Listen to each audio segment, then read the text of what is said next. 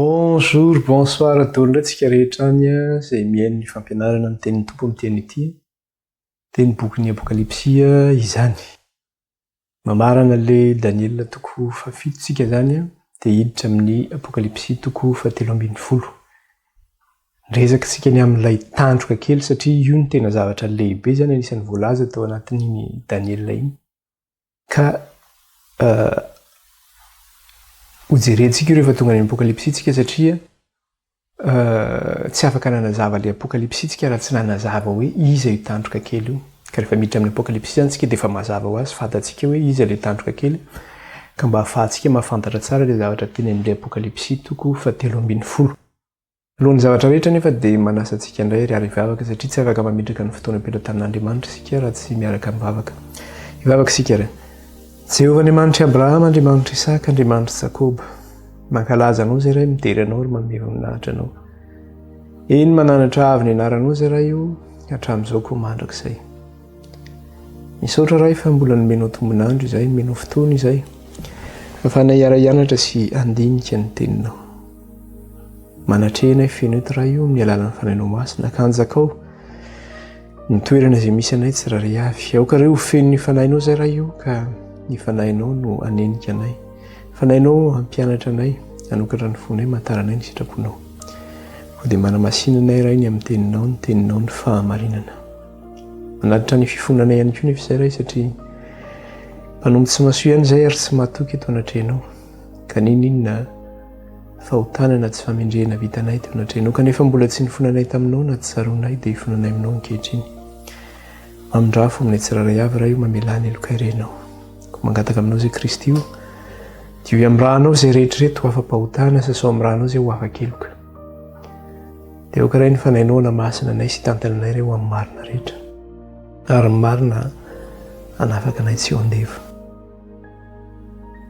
Taio zay raha amin'ity anio ity. Taio ny fahasalamanay. Taio ny ara-panahinay. Taio ny fivelomanay. Taio ny tokantranonay. Sy masana ny fiainanay. Ny asa mandraranay, ny fianarana izay ataonay. Dia eo am-pelantananao no metrahana izany rehetra izany raha io ka aoka tsisy arombaka an'izy eo am-pelantananao.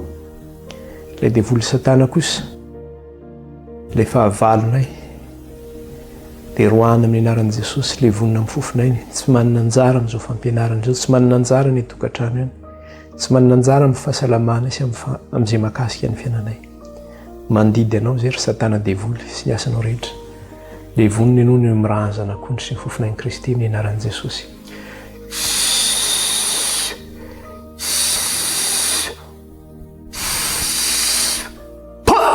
Ravy Satana no ny amirahan'ny zanak'ondry sy ny fofonan'i Kristy.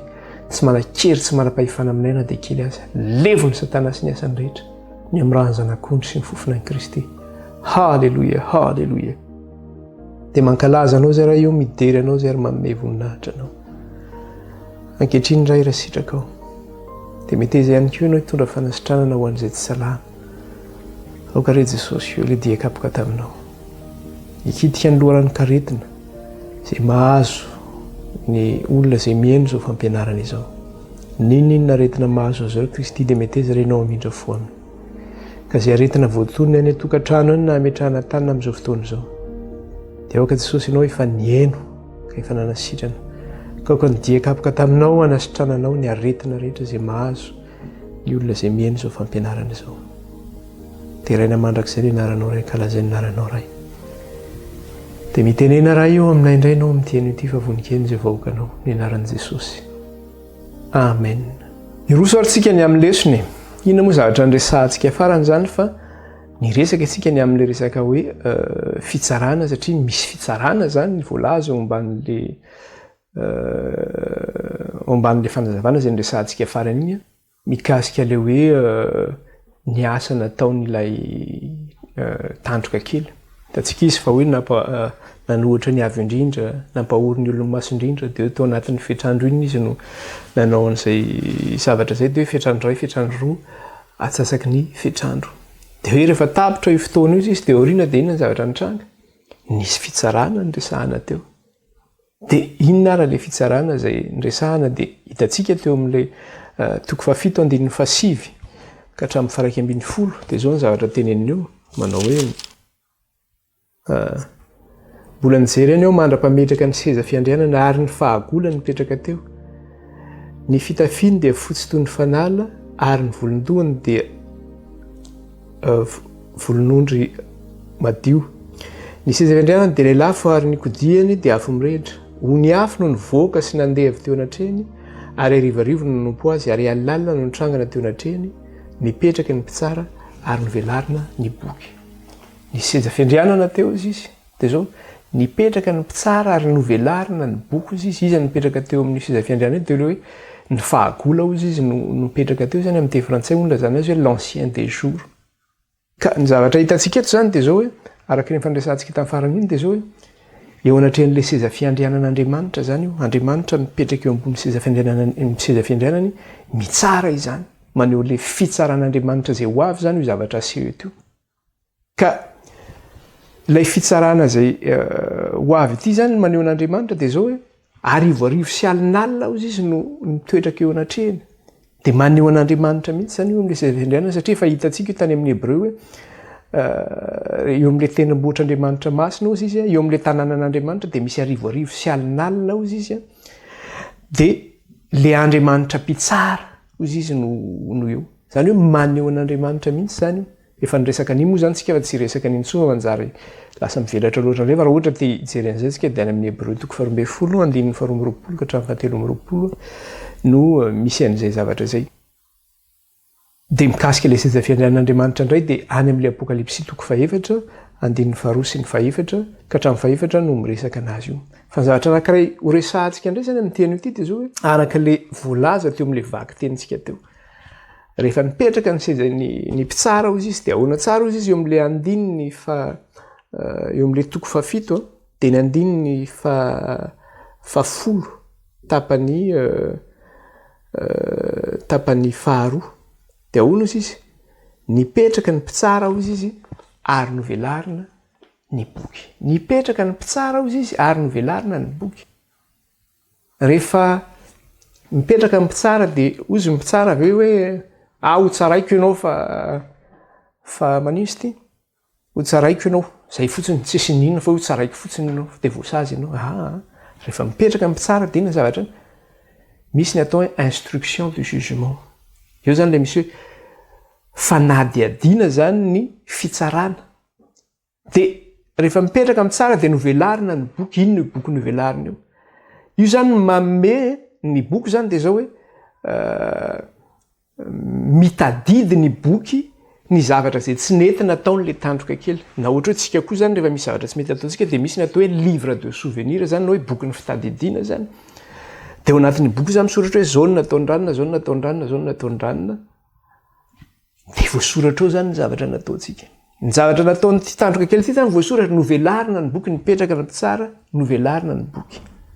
Fa le boky tsy inona zany? Fitadidiana zany iny ny zavatra zay tsy nentina atao anaovana l'instruction le jugement zany fanadihadiana ny amin'ny fitsarana. Jereo tsara fa ty amin'ny Malaki aty izy no miteny an'izay zavatra zay.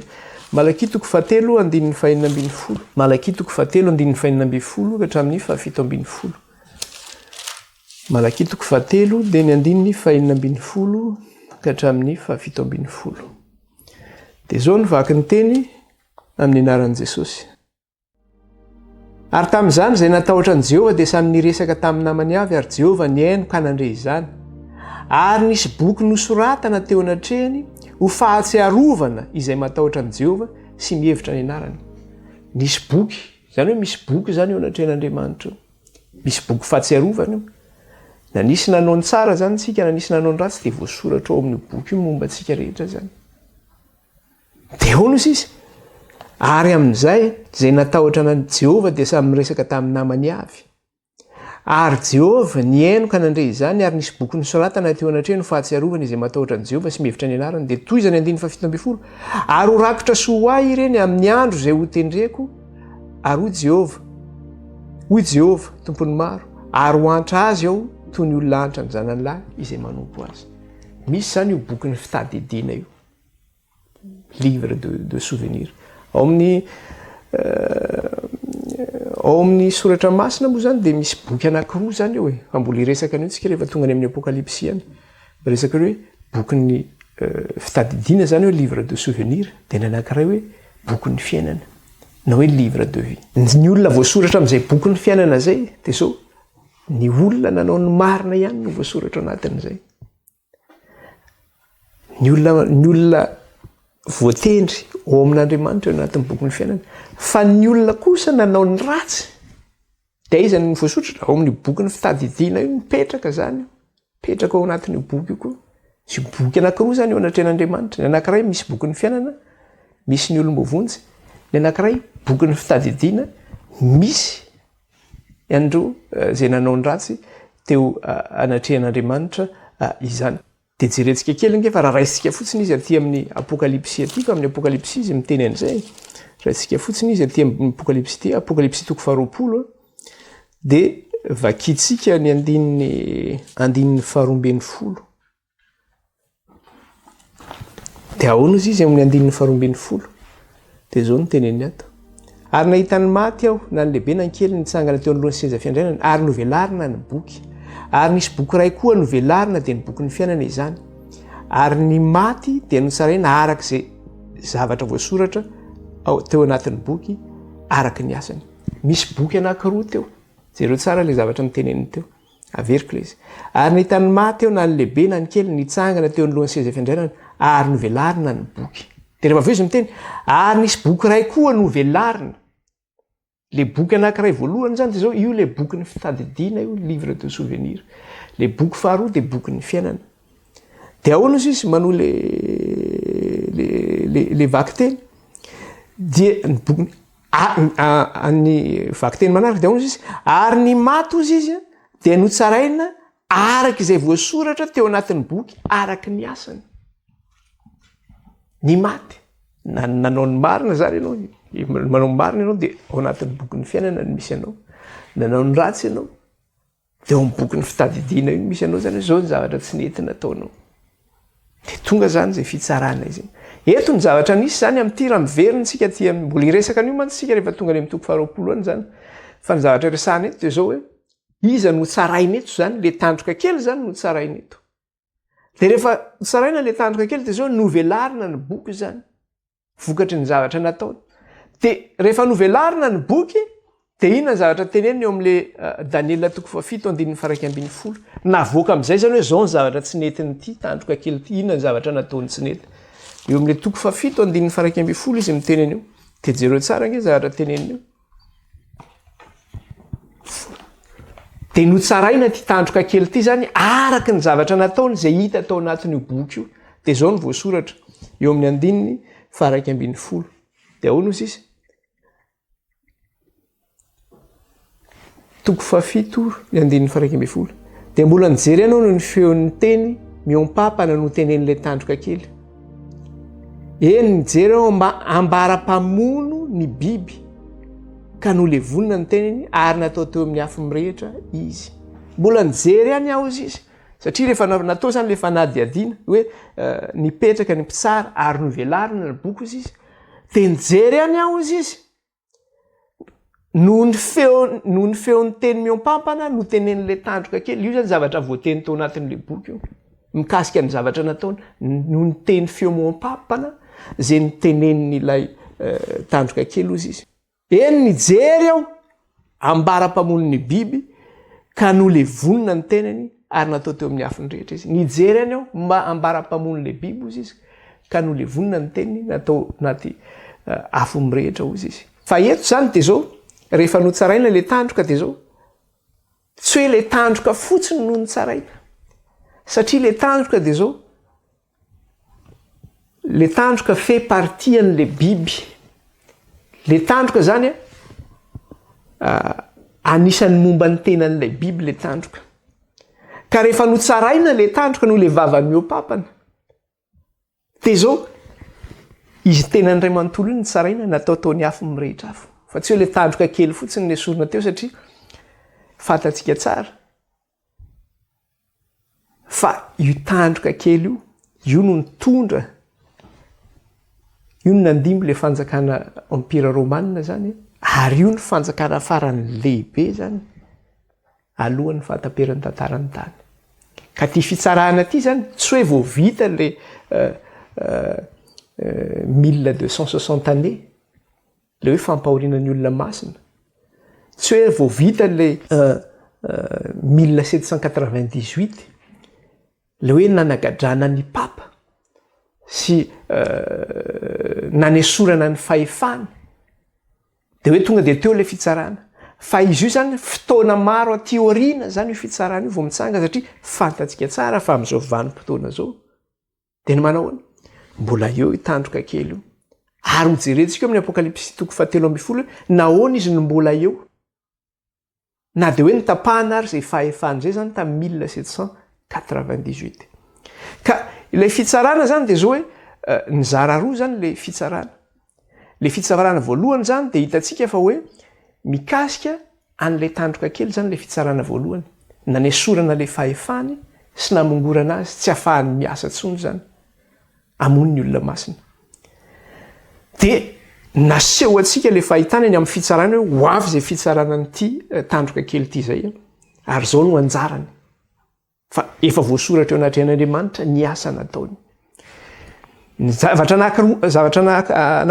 faharoa manaraka indray mikasika le fitsarana de zao hoe tsy mahakasika le tandroka kely indray ny zavatra faharoa manaraka, fa mikasika ireo olona masina indray zany ny zavatra faharoa zay jerentsika eto, satria le fitsarana mantsy mizara roa. Lafiny voalohany zany mikasika ny fitsarana le tandroka kely sy nanomezana ny anjarany. Lafiny faharoa indray am'le fitsarana zany miresaka indray ireo vahoakan'Andriamanitra zany sy fanomezana hoe inona indray ny anjaran'ny vahoakan'Andriamanitra. De zao zavatra teneniny eo amin'ny 7:7. Daniela 7 teny 7:7. De zao nivaky ny teny amin'ny anaran'i Jesosy. Daniela 7 teny 7:7. 7:7. Ary ny fanjakana sy ny fanapahana ary ny fahalebiazan'ny fanjakana eny ambany lanitra rehetra de omena ny olo-masiny avy indrindra. Ary ny fanjakany dia fanjakana mandrakizay, ary ny fanapahana rehetra dia anompo sy ano azy. Inona ny rehefa tonga rehefa misy zany ny fitsarana de zay foana koa nge ny fitsarana. Jereo tsara nge ny zavatra misy etỳ tany rehefa misy ny fitsarana. Miakatra fitsarana ianao de misy 2 parties eo. De ny anankiray omena rariny, ny anankiray ampangaina rehefa misy fitsarana zay eo anatrehany mpitsara. De eto ny zavatra misy de zay mihitsy. Le nanao ny ratsy voapanga hatramin'ny fahafatesana. Ny anankiray omena fiainana iny, afaka mahadidio. De eto ny zavatra nisy de zao fantatsika tsara fa ilay tandroka kely de zao nisandoka ilay identité an'Andriamanitra, naka le toeran'Andriamanitra teto amin'ity tany ity, ary nomena fahefana izy anjaka teto amin'ity tany ity, nanam-pahefana ihany koa tamin'ny olona masina sy namony ny olona masina. Zany hoe ny olona masina zany teo anivon'ny fanjakany de zao ory sy manjanjena, nahatra.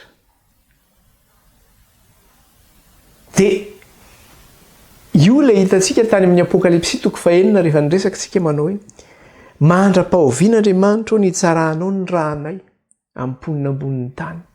Mandra-pahovian'Andriamanitra ny tsarahanao ny rahanay amin'ny ponina ambonin'ny tany. Tena vela hiala sasatra kely izy ireo aloha. Mandra-pafeninisana izy ireo. Ny amin'ireny naman'izy ireo izay mbola vonoina tahaka azy ihany koa. De tonga le fotoana eto zany hoe anomezana ny rariny ny olona masina. De ina famezana rariny? Nomena azy ny fanjakana. Zany hoe tsy teo ampelantanan'ilay tandroka kely intsony ny fahefana sy ny fanjakana zany, fa nomenan'izy indray, nomena ny vahoakan'Andriamanitra. Ka amin'ny fotoana inona no hanomezana an'io amin'ny vahoakan'Andriamanitra? Amin'ny fotoana izay andraisan'Andriamanitra ny fanjakany no hanomezana an'io amin'ny vahoakan'Andriamanitra. Zany hoe ny vahoakan'Andriamanitra zany dia zao miara-manjaka amin'Andriamanitra sy ny Kristy. Dia averiko le vaky teny teo, ary ny fanjakana sy ny fanapahana ary ny fahalebiazan'ny fanjakana eny ambany lanitra rehetra dia omena ny olo-masiny avy indrindra. Ny fanjakana dia fanjakana mandrakizay, ary ny fanapahana rehetra dia anompo sy ano azy. Tonga zany le fanjakan'Andriamanitra. tonga le fanjakan'andriamanitra dia izay mahatonga azy miteny eto amin'le 17 sy ny 4 satria tonga le fanjakan'andriamanitra 17 sy ny 4 dia hoana ozy izy ary raha mbola nahita tamin'ny fahitana tamin'ny alina ihany aho ary indro nisy toy ny zanak'olona avy tamin'ny raony lanitra ary nakeo amin'ny fahagola izy dia napahana kekeny teo anatrehany ary nomena fanapahana sy voninahitra ary fanjakana izy mba hanompohan'ny foko-pirenena sy ny firenena ary ny samihafa fiteny rehetra azy ny fanapahany dia fanapahana mandrakizay ka tsy ho tapaka ary ny fanjakany tsy ho rava nijery ihany aho izy izy ary raha mbola nahita tamin'ny fahitana amin'ny alina iny aho dia indro nisy toy ny zanak'olona ozy izy avy tamin'ny raony lanitra ary nakeo amin'ny fahagola izy dia napahakekeny teo anatrehany nisy zanak'olona ozy izy avy teo amin'ny raony lanitra dia zao nakeo amin'ny fahagola izy ka napahakekeny teo anatrehany nasena nanantona ny fahagola izy fantatsika tsara fa izy le fahagola Jehovah tompony maro le fahagola le Andriamanitra nahary ny lanitra sy ny tany dia inona zavatra mahatsikaritra antsika eto raha ohatra mandinika tsara tsika nisy toy ny inona ozy izy ary raha mbola nahita tamin'ny fahitana tamin'ny alina ihany aho dia indro nisy toy ny zanak'olona nisy toy ny zanak'olona io fomba fiteny hoe nisy toy ny zanak'olona dia efa fomba fiteny hitantsika tato anatin'ny bokin'ny Daniel izy io rehefa miresaka tsika ny amin'ireo fanjakana rehetra izay nifandimby nanomboka teo fanjakan'ny Nebokadnezara ka hatraty amin'ilay tandroka kely dia inona zavatra hitantsika tamin'ireny fanjakana ireny manao hoe toy ny biby rehefa naneo tsika karazana biby rehetrarehetra reo dia hoe le fanjakana voalohany toy ny liona fanjakana faharoa tahaka ny bera fanjakana fahatelo tahaka ny leoparda amin'le fanjakana fahaefatra izy dia hoe nanana maso tahaka ny mason'olona sy vava miteny zavatra mihoapapana eo zany le hoe tahaka dia eto indray nefa miteny le zanak'olona ianao toy ny zanak'olona ka raha vao miresaka zany tsika le hoe toy na hoe tahaka miresaka le hoe semblable zany ny dikan'io zany dia zao hoe manaraka rindra zany zay zavatra zay raha vao mitentsika ny fanjakan'ny Nebokadnezara verenitsika kely le izy eto amin'ny toko fahafito andininy faefatra ka hatramin'ny fahenina zao tsara ny zavatra teneniny eo toko fahafito andininy faefatra ka hatramin'ny fahenina rehefa miresaka le fanjakana fandimby ndrika ka fanjakana mifandimby sika dia le fampitanany amin'ireo biby ny voalohany izy dia toy ny liona ary nanana elatry ny voromahery andininy fahadimby ary indro koa ny faharoa biby hafa tahaka ny bera ozy izy andininy fahenina ary ny afaka izany dia nahita aho indro nisy hafa koa toy ny leoparda andininy fahafito ary ny afaka izany dia nahita fahitana tamin'ny alina raha indro faefatra biby mahatsiravina dia aty amin'ny toko fahavalo tsika dia ina zavatra teny toko fahavalo tsika dia ina zavatra teny nodiniko ny tandroka ka indro nisy tandroka iray kely koa nipotra teo aminy ary mivoana teo anatrehany io tandroka telo tamin'ireo taloha ary indro nanana maso toy ny mason'olona sy vava miteny zavatra mihoapapana izy manana maso toy ny mason'olona sy manana vava miteny zavatra mihoapapana ilo hoe tahaka ny liona tahaka ny bera tahaka ny leoparda manana maso tahaka ny mason'olona manana vava miteny zavatra mihoapapana dia raha vao miresaka isika hoe toy na hoe tahaka amin'ny teny frantsay hoe semblable dia manaraka rindra zany zay tahaka ny liona tahaka ny bera tahaka ny leoparda misy rindra zany zay ordre anankiray zany zay zavatra zay ny anankiray nefa hitantsika teo miresaka le zanak'olontsika andininy fahatelo amby folo ary mbola nahita tamin'ny fahitana tamin'ny alina eo indro nisy toy ny zanak'olona avy tamin'ny raony lanitra indro nisy toy ny zanak'olona zany hoe rindra anankiray indray zany ty zanak'olona nampanakekena ilay fahagola ity dia zao inona ny nampitoviana azy tahaka ny olona ozy izy zany tsy nampitoviana tamin'iretsy fanjakana tetsy aloha retsy reo fanjakana teo aloha dia hoe tahaka ny biby fa ty fanjakana ty zany zay ty zanak'olona nampakekena ny fahagola ty satria nomena azy ny fanjakana sy ny fanapahana eo amin'le andininy faefatra amby folo hoe ary nomena ny fanapahana sy ny voninahitra ary ny fanjakana izy izy ity koa zany nomena fanjakana sy fanapahana ary fahefana fa zao ny fanjakana sy ny fahefana de zao hoe izy toy ny olona manaraka rindra anankiray zany izy toy ny olona fa le rindra anankiray zany de zao tahaka ny biby de efa hitatsika izy io tamin'ny lesona zay nianarantsika fa zao raha ny lesona nianarantsika de zao tahaka ny hoe tsika olombelona zany de biby hoe atao zany ny fifa hoe ny tsika eo anatrehan'ny biby de zao samihafa ny biby sy ny olona samihafa ny biby sy ny olona tsy mitovy mihitsy zany hoe hafa ny biby hafa ny olona de ohatr'izay mihitsy ny zavatra eto aseho eto zany am'le rindra anankiray hoe rindra toy ny olona ny anankiray rindra toy ny biby samihafa zany zay ny l'humain zany s'oppose à l'animal hoe tsika olombelona ty mifanohatra amin'ny biby tsy mitovy mihitsy ny olona sy ny biby zany de izay fahasamihafana zay zany eo am'reo rindra anankiroa reo zany ny anankiray hoe rindra ny biby ny anankiray rindra ny olona de zao inona ny hevitra an'izay voalohany eo aloha zao de ny olona de maneho inona ny symboliser inona ny olona na hoe inona ny symbole ny olona tamintsika nianatra teto nyresaky tsika ny am'le resaka hoe visy tany manga maneho inona le tamin'ny manga ampanefiny tamin'ny manga de ny zavatra nisy de zao ny olona de zao maneho les dimensions religieuses maneho an'le maneho dimension ara-pivavahana zany zay sy maneho an'le fanjakan'Andriamanitra l'humain zany na hoe ny olona maneho an'le dimension ara-pivavahana sy maneho an'le fanjakan'Andriamanitra fa tadidio tsara fa rehefa nanamboatra ny olombelona Andriamanitra de zao nanao ny olona tahaka ny endriny selon sa ressemblance ozy izy tadidio tsara zay aty amin'ny Genesis toko voalohany izy miteny an'iny Genesis toko fahatelo toko voalohany azafady Genesis toko voalohany de vakitsika ny andininy toko voalohany andininy fahinana amby roapolo de vakitsika ny tapany voalohany amin'ny anio andininy fahinana amby roapolo de ahoana ozy izy eo am'le tapany voalohany amin'ny andininy fahinana amby roapolo ary Andriamanitra nanao hoe andeha isika amorona olona tahaka ny endritsika amorona olona tahaka ny endritsika eo le hoe tahaka ny endrika Andriamanitra de eo amin'ny andininy fafito amby roapolo izy de inona ny zavatra teneniny ihany koa ary Andriamanitra nahary ny olona tahaka ny endriny tahaka ny endrika Andriamanitra no namoronany azy lasy vavy no namoronany azy eo zany le hoe dimension religieuse satria fitoviana amin'Andriamanitra fitoviana amin'ny poniny lanitra zany maneho an'le dimension religieuse ary maneho an'le fanjakan'Andriamanitra zay zany le olombelona efa nianarantsika teto tamin'iny fa famitinana moa le animal indray nefa na le biby de misymboliser inona indray ny hevitry le biby ny hevitry le biby indray de maneho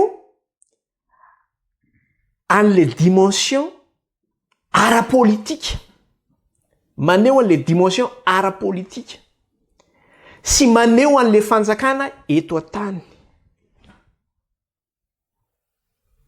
le endriky le biby indray zany zay naseho atsika araka nefa nianarantsika azy teto amin'ny Daniel ireo biby zay mifandimby hitatsika teo raha te amin'le tandroka kely de zao ny biby maneho an'le dimension ara-politika sy maneho an'le fanjakana eto an-tany de zay mahatonga azy io mifanohatra mihitsy le izy hoe le zanak'olona zany maneho an'le ara-pivavahana sy ny fanjakan'Andriamanitra ireo biby de maneho an'lay ara-politika sy ny fanjakana eto an-tany mifanohatra mihitsy zay zavatra roa tsy mitovy ndray fanjakana eto an-tany zany sy ara-politika fantatsika tsara inona ny ao anatin'izany politika zany tsy misy marina ao anatin'izany resaka ara-politika zany fanjakana eto an-tany zay fa ny anankiray ara-pivavahana fanjakana any an-danitra zay mahatonga ohatra hoe ilay tony zanak'olona ozy izy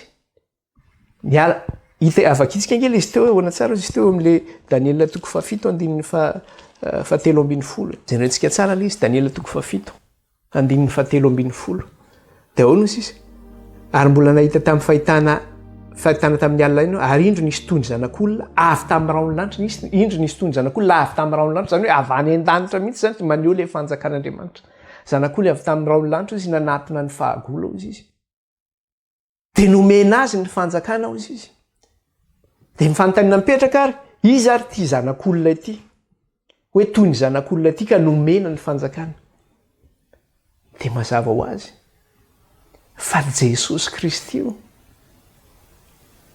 Jesosy Kristy omena ny fanjakana io satria Kristy dia miara-manjaka amin'Andriamanitra. Dia nilazana ny Kristy ary aty amin'ny testamenta vaovao dia ahoana nilazana ny Kristy? Satria miteny izy hoe toy ny zanak'olona dia aty amin'ny testamenta vaovao Kristy mihitsy dia milaza ny tenany fa hoe il est le fils de l'homme. Izy le zanak'olona. Raha tsaroantsika Jesosy rehefa miteny amin'ny testamenta vaovao ka miteny manao hoe zanak'olona. Dia inona ny zavatra teny miresaka n'ity zanak'olona aty amin'ny Daniel aty io resahany io. Le handray ny fanjakana io resahany io. Ahoana izy aty Matthieu 20. Vakitsika kely Matthieu 20. Matthieu 20 dia ny 17.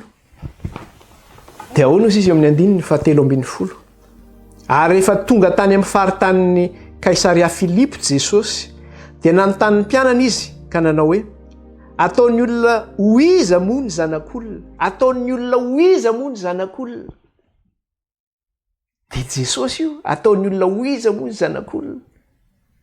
Dia jereo fa eo amin'ny 20 eo ihany 17 dia zao no tenenina.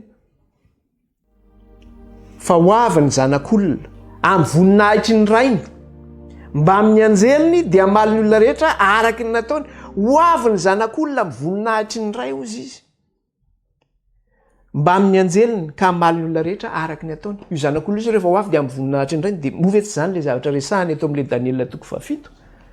Vakitsika le 17. Ary mbola nahita tamin'ny fahitana tamin'ny alina ihany aho ary indro nisy toy ny zanak'olona avy tamin'ny ranolanitra ka nakeo amin'ny fahagola izy ka napakekeny teo anatreny.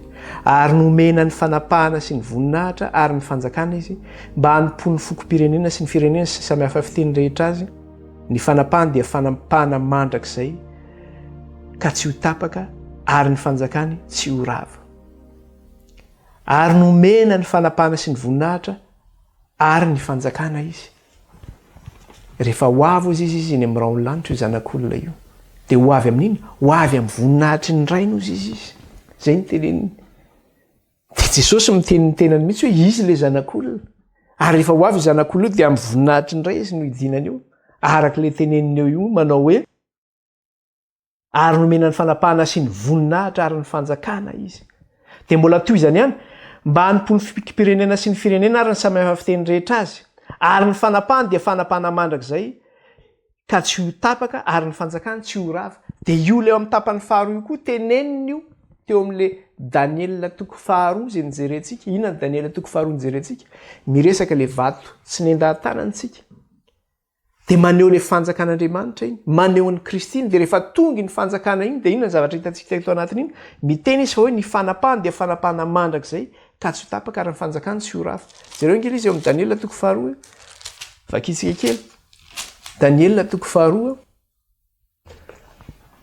470 ka hatramin'ny 570. Dia ahoana izy?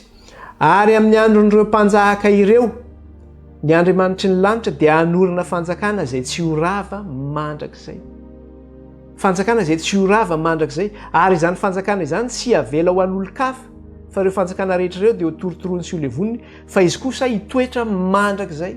Movetsy zany ny teneniny tary amin'le 7 teo. Ary ny fanapahana ozy izy mandrakizay ka tsy ho tapaka ary ny fanjakana tsy ho rava. Dia eto izy miteny manao hoe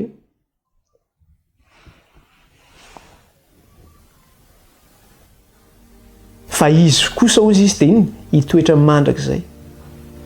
Fa toy no nahitanao ny vato teo tendrombohitra nefa tsy nendahan-tanana sy nanorotoroany ny vy sy ny varahana sy ny tanimanga sy ny volafotsy ary ny volamena dia ampahafantarin'Andriamanitra lehibe ny mpanjaka ny amin'ny zavatra ho avy rahatrizay. Marina no fiary tsy maintsy fotony heviny. Fa eo amin'le 470 averiko farany lay izy manao hoe ary amin'ny andron'ireo mpanjaka ireo Andriamanitra ny lanitra hanorina fanjakana izay tsy ho rava mandrakizay.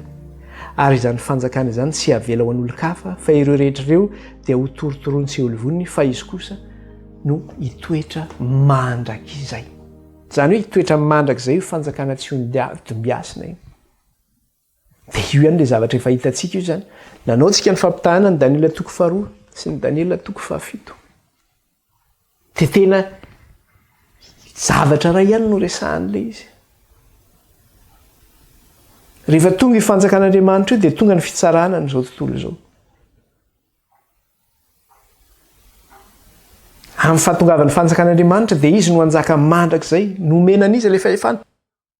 Nisy toy ny zanak'olona hozy izy napakina kekena ny fahagola dia nomena azy ny fanapahana sy ny fanjakana mandrakizay hozy izy. Tonga ilay fanjakan'Andriamanitra. Fa any amin'ny toko 20 zany tsika. Miresaka be an'io tsika, miresaka ny fitsarana io tsika. Dia miresaka tsika ny amin'ilay fanjakan'Andriamanitra. Any amin'ny toko 20 sy ny 120 zany tsika miresaka an'izay. Miresaka be mikasika an'izay. Fa tapitra zany mikasika ny Daniela toko 7 iny, metsika voninahitra amin'ny toko. Halleluja, halleluja. Fa zao hiditra zany tsika amin'ny Apokalipsy toko 7:10.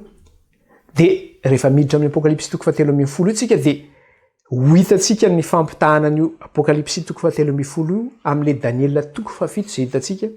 Satria ny zavatra efa hitantsika tany amin'ny Daniela toko 7 ny zavatra resahana amin'ny Apokalipsy toko 7:10 ity. Dia mamitina ny zavatra hitantsika tany amin'ny Daniela toko 7 zany tsika ato amin'ity Apokalipsy toko 7:10 ity izany. Ka hiditra tsika zany amin'ny Apokalipsy toko 7:10. Hiditra zany tsika amin'ny Apokalipsy toko 7:10. Dia tsy afaka tonga dia anazavintsika fa tsy maintsy iverenantsika vakina indray ilay teny zany na dia efa mivakitsika kely any ireo alohan'ny nampidirantsika ilay hoe Daniela toko 2 sy Daniela toko 7. Dia zao hoe aleo verenana vakina ilay izy mba ahafahantsika mahafantatra tsara hoe inona moa ilay zavatra resahany ato amin'ilay Daniela toko 7 zany. Amin'ilay Apokalipsy toko 7:10 izany. Dia araka ilay tenin'ny soratra masina foana manao hoe sambatra izay mamaky sy miaino ny bokin'ity faminaniana ity ka mitandrina izay voasoratra ato anatiny. Fa atombotra ny andro dia hiara-maka indray zany tsika an'ity Daniela toko 7:10 ity. Daniela toko 7:10 azafady. Fa zatra miteny Daniela loatra dia Daniela foana fa Apokalipsy toko 7:10 andininy voalohany ka hatramin'ny 9:20. Apokalipsy toko 7:10 andininy voalohany ka hatramin'ny 9:20.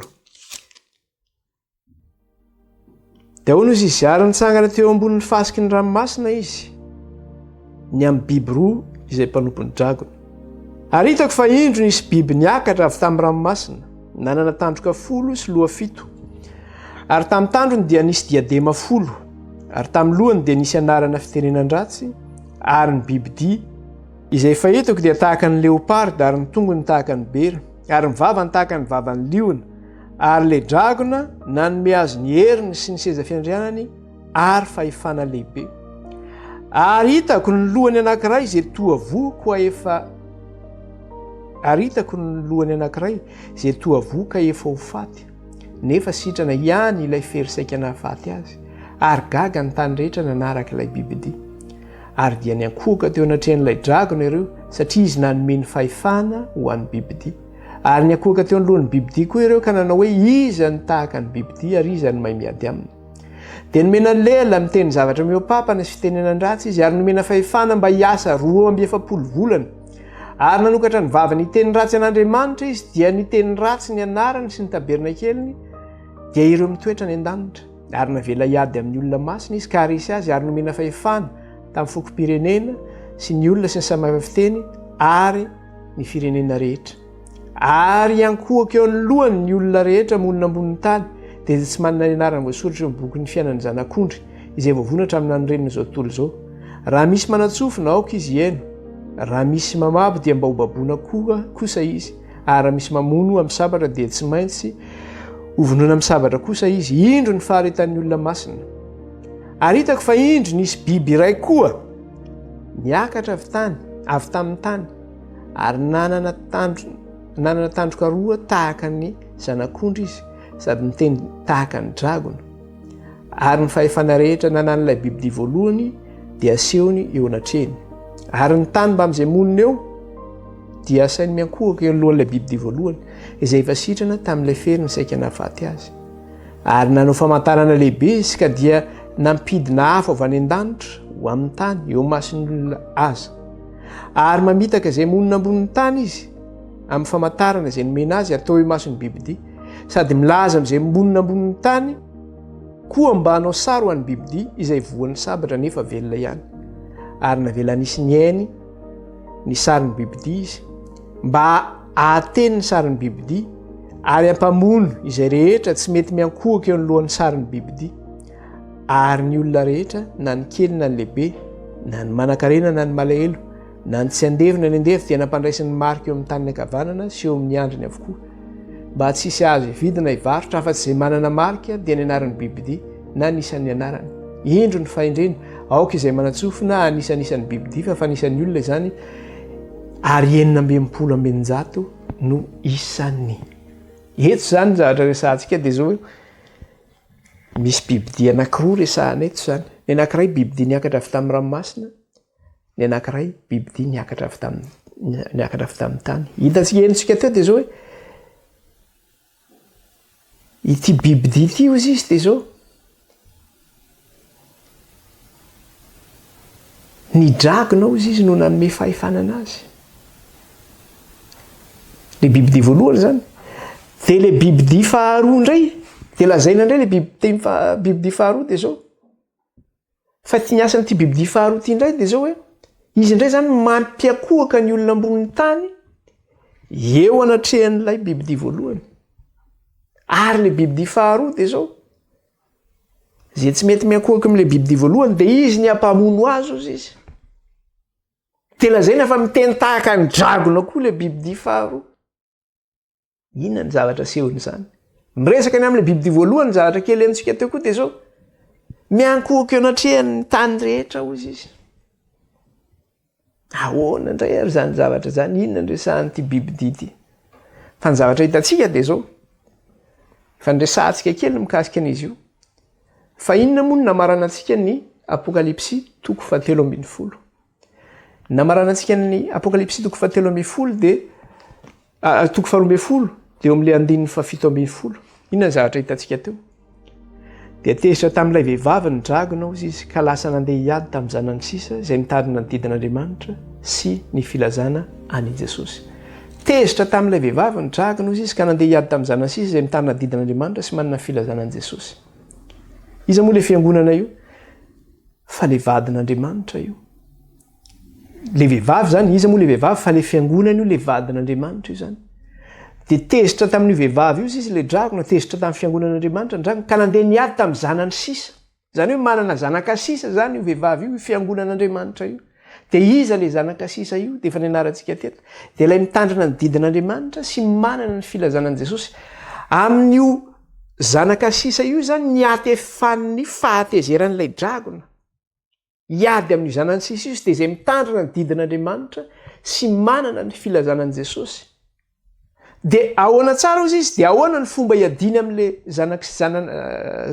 le zanak'ilay vehivavy sisa dia namaranany azy eo amin'le 3:13 ary nitsangana teo ambonin'ny fasiky ny ranomasina izy nitsangana izy eo ambonin'ny fasiky ny ranomasina inona ny ataony eo miantso ery izy hiady amin'ilay zanaka sisa le mitana ny didin'Andriamanitra sy manana ny filazanan'i Jesosy dia inona reo herina tsonindreo le bibidia niakatra avy tamin'ny ranomasina voalohany dia ny faharoa le bibidia niakatra avy tamin'ny tany tonga ary le bibidia niakatra avy amin'ny ranomasina dia ho hitantsika ijery ary tsika hoe ahoana ary zany io bibidia io zany hery zany io ampiasain'le dragona hiady amin'ireo zanaka sisa reo zany dia mbola misy hery manampy azy koa rehefa avy eo le bibidia miakatra avy amin'ny tany koa mbola manampy azy koa zany fa mijerentsika voalohany zany dia miresaka ty bibidia voalohany ity zany tsika zay hoentin'ny dragona zany hiady amin'ny olona masina hiady amin'izay mitandrina ny didin'Andriamanitra sy manana ny filazana an' Jesosy dia vakitsika le andininy voalohany apokalipsy 3:13 ny andininy voalohany dia ahoana ozy izy eo orinan'le sora eo ambanin'le soramandry ary hitako fa indro nisy bibidia niakatra avy tamin'ny ranomasina nanana tandroka 10 sy loha 7 ary tamin'ny tandrony dia nisy diadema 10 ary tamin'ny lohany dia nisy anarana fitenenan-dratsy ity bibidia ity ozy izy dia zao manahoana niakatra avy tamin'ny ranomasina izy nanana tandroka 10 izy sy loha 7 ary tamin'ny tandrony dia nisy diadema 10 ary tamin'ny lohany dia nisy anarana fitenenany ratsy. Inona ny zavatra tsikarintsika eto raha ohatra mandinika tsara tsika? Rehefa nianatra sika ilay apokalipsy 12 dia ny zavatra ndresantsika eto amin'ny apokalipsy 12 dia zao hoe nisy dragona mena ozy izy. Maneho an'ilay dragona zany, io dragona io le niady tamin'ny lay vehivavy. Dia inona ny zavatra hitatsika tamin'io dragona io? Io dragona zay ndresantsika eto amin'ny 12 io dia nanana inona ihany koa izy? Nanana loha 7 ihany koa izy io. Ary nanana tandroka 10 izy io. Ary nisy diadema 7 teo amin'ny lohany. Dia jereo tsara fa ty endrika ty bibidia ty zany dia zao nampitoviana amin'ny endrika ilay dragona ihany koa ny endrika ty bibidia ty zany. Zany hoe eo zany dia efa misy taratra sady ohatrany hoe zay ny hitanao amin'lisy ohatrany hoe mitondra ny fahefan'ilay dragona zany ilay bibidia ohatran'izay sady ny sary hitanao amin'ilay izy. Satria ny zavatra hita eo dia zao mitovy amin'ny endrika ilay dragona amin'ny 12 mihitsy ny endrika an'ity bibidia ty zany zay niakatra avy tamin'ny ranomasina. Vakitsika kely le 12:7 dia ahoana izy? Ary nisy famantarana hafa koa hita tany an-danitra ka indro nisy dragona mena lehibe manana andoha 7 sy tandroka 10 ary misy diadema 7 eo amin'ny lohany. Io le zavatra ndresantsika teo. Manana loha 7 izy, manana tandroka 10 izy ary misy diadema 7. Misy diadema 7 eo amin'ny lohany. Zany hoe misy diadema koa eo amin'ny lohany. Zany hoe mitovy endrika amin'ilay dragona mihitsy zany izy. Dia tsy mahagaga nefa zany raha hoe nampitoviana endrika amin'ilay dragona izy. Satria nahoana? Inona tsy mampagaga an'izany? Satria ny dragona ange no nanome azy ilay fahefany. Ny dragona no nanome azy ilay fahefany. Normal be izy raha mitovy endrika amin'ilay dragona zany satria ny dragona no nanome azy an'ilay fahefany. Dia ilay bibidia voalohany ity zany. Jerentsika eo amin'ilay apokalipsy 17:12 izy miteny an'izay. Dia ahoana izy? Ary ny bibidia izay fahitako dia tahaka ny leoparda ary ny tongony tahaka ny bera ary ny vavany tahaka ny vavan'ny liona. Ary ilay dragona nanome azy ny heriny sy ny seza fiandrianany ary fahefana lehibe. Ary ilay dragona hozy izy nanome azy ny heriny sy ny seza fiandrianany ary fahefana lehibe. Ny dragona zany nanome azy an'io seza fiandrianany io. Dragona zany nanome azy ny fahefana. Satria ty bibidia voalohany ity dia manjaka ity ary fantatsika tsara fa inona moa ny hevitry ny bibidia? Efa nianarantsika teto zay.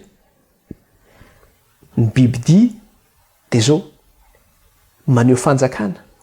Fa tsy fanjakana fotsiny ny asehon'ny bibidia, fa raha vao miresaka hoe bibidia tsika dia empira no ilazany an'izay. Raha vao miresaka bibidia tsika eto amin'ny bokin'ny apokalipsy no amin'ny bokin'ny Daniel dia empira no ilazany an'izay. Izany hoe fanjakana manjaka amin'ny fanjakana maro. Fanjakana ray manjaka amin'ny fanjakana maro. Zay ny atao hoe empira. Raha vao miresaka hoe cornetsika na hoe tandroka dia maneho fanjakana zay. Fanjakana anankiray ny resahan'izay. Fa raha vao miresaka tsika hoe bibidia dia empira zany zay. Hoe fanjakana manjaka amin'ny fanjakana maro.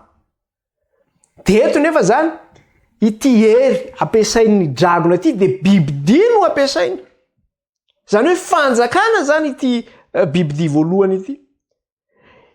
Dia iza nanome azy ny fahefany sy ny fanjakany ary ny seza fiandrianana? Dia amin'ny andinin'ny faharoa, tapany faharoa, ary ilay dragona nanome azy ny heriny sy ny seza fiandrianany ary fahefana lehibe. Ny dragona nanome azy ny heriny sy ny seza fiandrianany ary fahefana lehibe. Zany hoe manjaka amin'ny territoire lehibe zany izy ity. Fanapahana lehibe no fanapahana. Satria empira no entiny zany.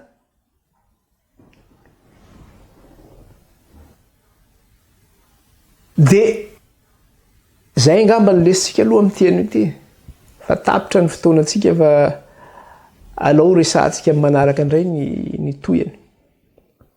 Fa zay zany ny zavatra teny hoe raisy namaranantsika ny lesina hoe iza nanome azy ny fanjakany sy ny fahefeny, ny fanjakany sy ny fanapahany ary ny fahefany lehibe, ny seza fiandrianany, dia ny dragona nanome azy ny fahefana io.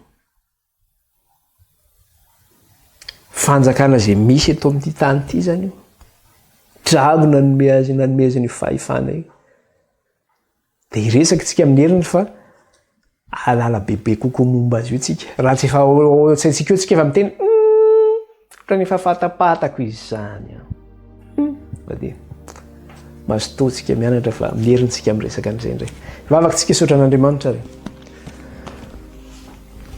Jehovah tompony maro mankalaza anao zay midera anao ry manome voninahitra anao misaotra raha io raha afaka nandinika sy mianatra amin'ny teninao zay tamin'ity anio ity misaotra fa noho ny fahasoavanao dia tafiditra amin'ny apokalipsy 3:10 izay ka afaka namarany ny Daniela 7 ankehitriny anefa tompo dia aoka ianao afo mandevina eo alohanay sy aorianay ka aoka tsy satana devoly tsy manan-kery tsy manam-pahefana fa efa rava sy motsamotsana no ny amin'ny raha ny zanak'ondry sy ny teny filazana azy ary io karaha ny herinao sy ny fahefanao hitoetra aminay zanakao mba tsy hanana n'ilay dragona fahefana izay na dia kely aza dia raina mandrakizay ny anaranao ray ny anaran'i Kristy amen